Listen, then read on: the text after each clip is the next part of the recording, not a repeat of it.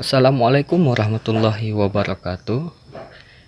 Kembali lagi bersama kami kelompok 9 pada mata kuliah Asesmen dan Intervensi Gangguan Psikologi. Di sini kami beranggotakan 3 orang. Yang pertama yaitu saya sendiri, Imam Zulhairi. Saya Muhammad Rizky Aditama. Dan saya Novaldi Nurisman dari semester 6 kelas 6B Fakultas Psikologi UIN Suskaryau angkatan 2017. Nah, di sini kami akan menjelaskan materi tentang gangguan emosional dan perilaku atau Emotional and Behavioral Disorder. Namun, sebelum kita masuk materi, jangan lupa di-subscribe, like, and share ya. Terima kasih. Nah, apa itu gangguan emosional dan perilaku? Dalam Kamus Psikologi yang disusun oleh Daligula 1978, mengatakan bahwa gangguan emosi ditandai dengan respon yang terlalu kuat atau terlalu lemah untuk kondisi yang sebenarnya. Nah, respon yang terlalu kuat tersebut berbentuk agresivitas, sedangkan respon terlalu lemah berbentuk withdrawal atau menyendiri. Gangguan emosional atau perilaku mengacu pada suatu kondisi di mana tanggapan perilaku atau emosional seseorang di sekolah sangat berbeda dari norma-norma yang umumnya diterima, sesuai dengan etnis, usia, dan budayanya. Nah, sedangkan menurut Octaviana dan Wimberti 2014 menjelaskan bahwa gangguan tingkah laku adalah gangguan yang ditandai dengan pola tingkah laku disosial, agresivitas atau menentang yang berulang dan menetap. Nah, perilaku ini dalam bentuk ekstrimnya berupa pelanggaran berat dari norma-norma sosial yang terdapat pada anak seusia itu.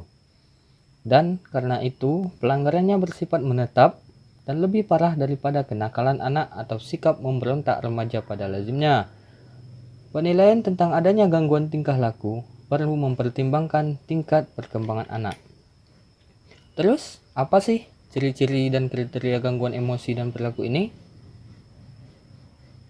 Menurut Halaman dan Kaufman mengemukakan ciri-ciri gangguan emosi dan perilaku.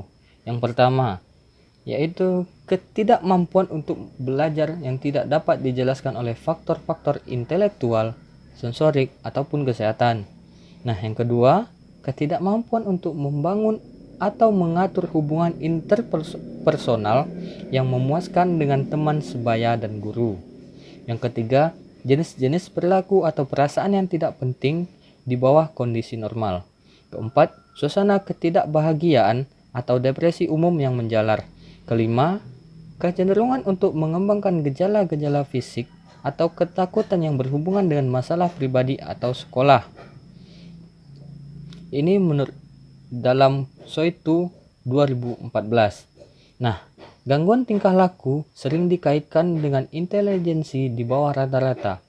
Gangguan tingkah laku juga diketahui berhubungan dengan gangguan kecemasan, gangguan mood, attention deficiency and hyperactive disorder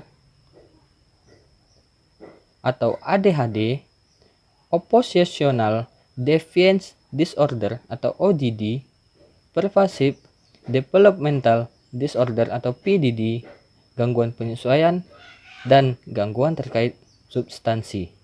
Ini menurut APA 2004. Nah, selanjutnya penggolongan gangguan tingkah laku dalam PPDGJ 3 terbagi menjadi 6, yaitu pertama gangguan tingkah laku yang terbatas lingkungan keluarga, gangguan tingkah laku tidak berkelompok, gangguan tingkah laku berkelompok, gangguan sikap menentang atau membangkang, gangguan tingkah laku lainnya, dan gangguan tingkah laku YTT menurut Departemen Kesehatan Republik Indonesia 1993. Nah, sedangkan menurut Undang-Undang Pendidikan Individu Penyandang Cacat, klasifikasi ABD diperlukan jika satu atau lebih dari karakteristik berikut diamati secara berlebihan pada siswa dalam jumlah waktu yang signifikan, Pertama itu tantangan belajar yang tidak dapat dijelaskan oleh faktor intelektual, sensorik, atau kesehatan. Kedua, kesulitan menjaga atau membangun hubungan yang memuaskan dengan teman sebaya dan guru. Ketiga, perilaku tidak pantas. Yang keempat, sikap tidak bahagia atau depresi secara keseluruhan. Nah, yang kelima, kecenderungan untuk mengembangkan gejala fisik atau ketakutan terkait dengan masalah individu atau sekolah. Istilah ABD termasuk siswa yang didiagnosis dengan skizofrenia. Namun, itu tidak memiliki pengaruh yang signifikan pada siswa yang secara sosial kurang disesuaikan kecuali mereka juga memenuhi kriteria di atas. Terus, kenapa bisa terjadi? Pendapat mengenai penyebab gangguan perilaku dan emosi sangat beragam. Lorber dan Egelen 2011 menekankan pola asuh bisa memprediksi gangguan tingkah laku pada balita. Antara lain, kurang adanya ikatan emosi, adanya penolakan dan pengasuh yang kurang responsif, serta sejarah keluarga dengan gangguan halusinasi atau kekerasan fisik. Temperamen juga menjadi aspek yang memprediksi gangguan tingkah laku. Robert dalam Lorber and Egelen 2011. Baiklah, yang pertama yaitu sejarah. Sejarah awal. Sebelum ada penelitian yang dilakukan pada subjek, penyakit mental sering dianggap sebagai bentuk kerasukan setan atau sihir. Karena banyak yang tidak diketahui, ada sedikit atau tidak ada perbedaan antara berbagai jenis penyakit mental yang kita rujuk hari ini. Paling sering, mereka ditangani dengan melakukan pengusiran setan pada orang yang menunjukkan tanda-tanda penyakit mental. Pada awal hingga pertengahan 1800-an, suaka diperkenalkan ke Amerika dan Eropa. Selanjutnya yaitu penggunaan dan pengembangan istilah. Berbagai istilah telah digunakan untuk menggambarkan gangguan emosi dan perilaku yang tidak teratur. Banyak istilah seperti penyakit mental dan psikopatologi digunakan untuk menggambarkan orang dewasa dengan kondisi seperti itu. Penyakit mental adalah label bagi sebagian besar orang dengan segala jenis gangguan dan sudah umum bagi orang-orang dengan gangguan emosi dan perilaku diberi label penyakit mental. Namun, istilah-istilah itu dihindari ketika menggambarkan anak-anak karena tampaknya terlalu stigma. Pada akhir 1900-an, istilah kelainan perilaku muncul. Yang selanjutnya yaitu karakteristik siswa. Siswa dengan EBD adalah populasi yang beragam dengan berbagai kemampuan intelektual dan akademik, laki-laki, Afrika Amerika, dan siswa yang kurang beruntung secara ekonomi terwakili secara berlebihan dalam populasi EBD. Dan siswa dengan EBD lebih cenderung tinggal di rumah orang tua tunggal, rumah asuh, atau situasi kehidupan non-tradisional lainnya. Siswa-siswa ini juga cenderung memiliki tingkat interaksi sosial positif yang rendah dengan teman sebaya dalam konteks pendidikan. Siswa dengan EBD sering dikategorikan sebagai internalizer, yaitu misalnya memiliki harga diri yang buruk atau didiagnosis dengan gangguan kecemasan atau gangguan mood, atau eksternalisasi, misalnya mengganggu pengajaran di kelas, atau didiagnosis dengan perilaku yang mengganggu. Gangguan seperti gangguan menantang oposisi dan melakukan gangguan. Selanjutnya yaitu menginternalisasi dan mengeksternalisasi perilaku.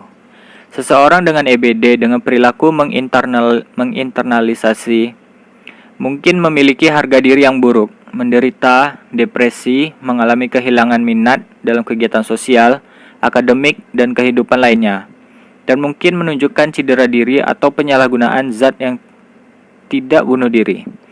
Siswa dengan perilaku menginternalisasi juga dapat memiliki diagnosis kecemasan pemisahan atau gangguan kecemasan lain, gangguan stres pasca trauma atau PTSD, fobia sosial atau spesifik, gangguan obsesif kompulsif atau OCD, gangguan panik, atau gangguan makan. Guru lebih cenderung menulis rujukan untuk siswa yang terlalu mengganggu. Alat screening yang digunakan untuk mendeteksi siswa dengan perilaku internalisasi, tingkat tinggi, tidak sensitif, dan jarang digunakan dalam praktik. Siswa dengan EBD dengan perilaku eksternalisasi mungkin agresif, tidak patuh, ekstrovert, atau mengganggu. Selanjutnya, jenis gangguan emosional pada anak. Yang pertama, hubungan dengan sosial dan lingkungan, yaitu kurang mampu untuk menunjukkan tingkah laku yang tepat dalam situasi tertentu, kurang mampu untuk membangun hubungan peranakan dengan anak sebaya. Seterusnya, mudah merasa depresi atau cemas hanya sebab kecil.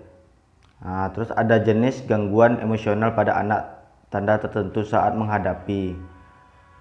Yang kedua, tidak mampu belajar, bukan disebabkan oleh faktor kesehatan, ialah cacat indera atau fisik lainnya. Anak ini pada dasarnya fisiknya baik-baik saja, yang menghambat ialah keadaan psikologisnya.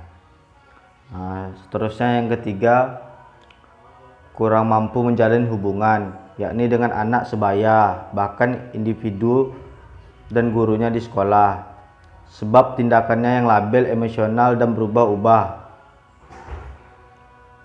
Yang keempat yaitu adalah perasaannya suka tidak normal. Dia perasaannya berubah-ubah tidak jelas tanpa sebab nyata dan pastinya. Yang kelima tuh moodnya mudah terganggu, seperti kadang-kadang marah, depresi, kecewa, emosionalnya labil. Yang keenam, cenderung takut sendiri sebab kendala pribadi dan di sekolah, maka akan mengeluarkan emosi dan tindakan ialah menangis dan mengamuk. Jika ditanyakan sebabnya, akan menyinggung perihal kendala pribadi dan hal di sekolahnya. Yang ketujuh, masalah emosional kecemasan. Jenis gangguan emosional pada anak kecemasan atau anxiety disorder ialah sekelompok jenis gangguan emosional pada anak mental ditandai oleh jiwa cemas dan ketakutan yang signifikan. Jiwa ini bisa menyebabkan tanda fisik ialah denyut jantung cepat dan goncangan.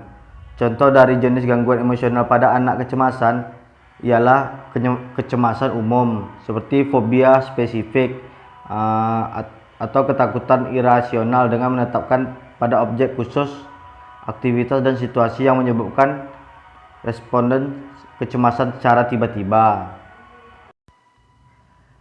Jenis-jenis fobia spesifik. Yang pertama itu takut menyeberang jalan. Yang kedua, takut melihat ke atas atau langit. Yang ketiga, takut bekerja. Yang keempat, takut dengan buku atau membacanya sekalipun.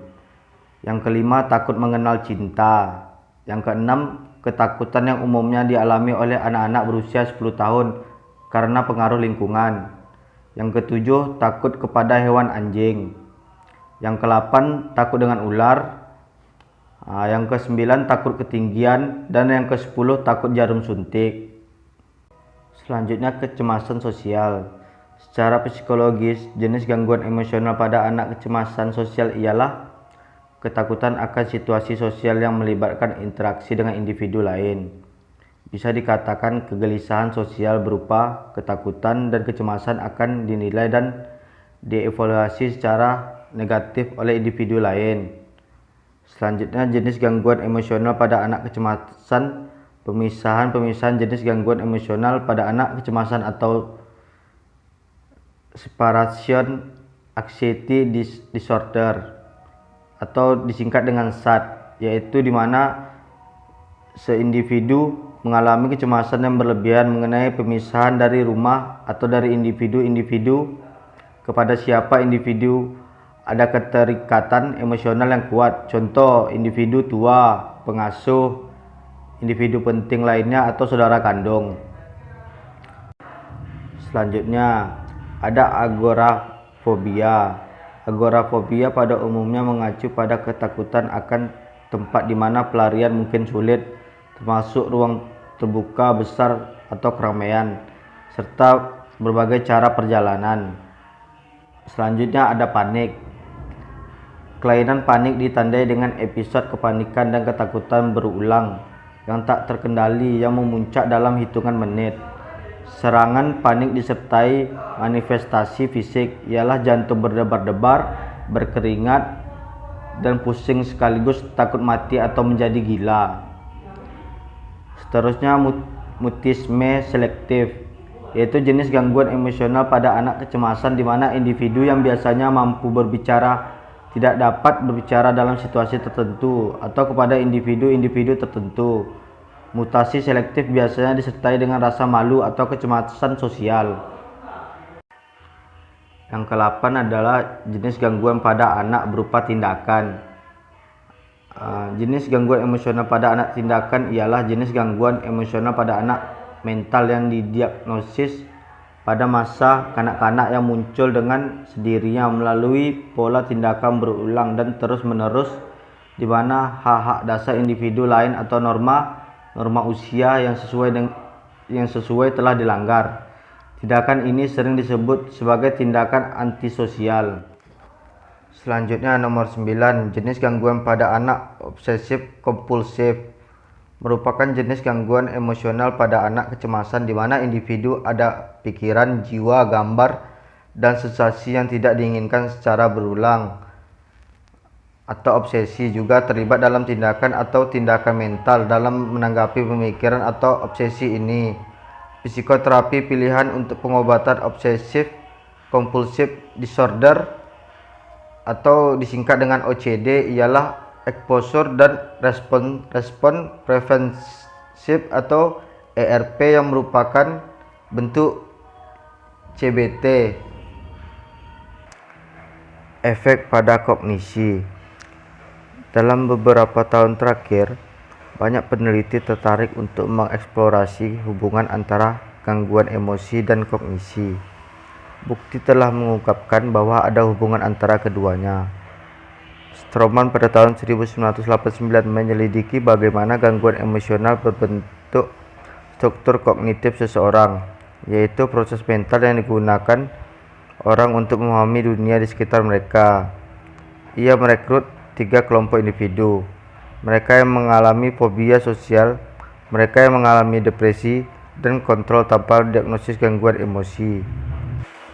Perawatan untuk jenis-jenis perilaku ini harus mencakup orang tua, karena terbukti bahwa keterampilan pengasuhan mereka berdampak pada bagaimana anak-anak mereka menghadapi gejala-gejala mereka, terutama ketika pada usia yang lebih muda.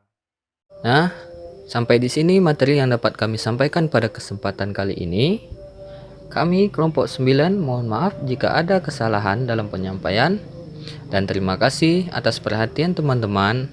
Semoga apa yang kami sampaikan dapat bermanfaat bagi kita semua. Terima kasih, sampai bertemu di lain kesempatan. Wassalamualaikum warahmatullahi wabarakatuh.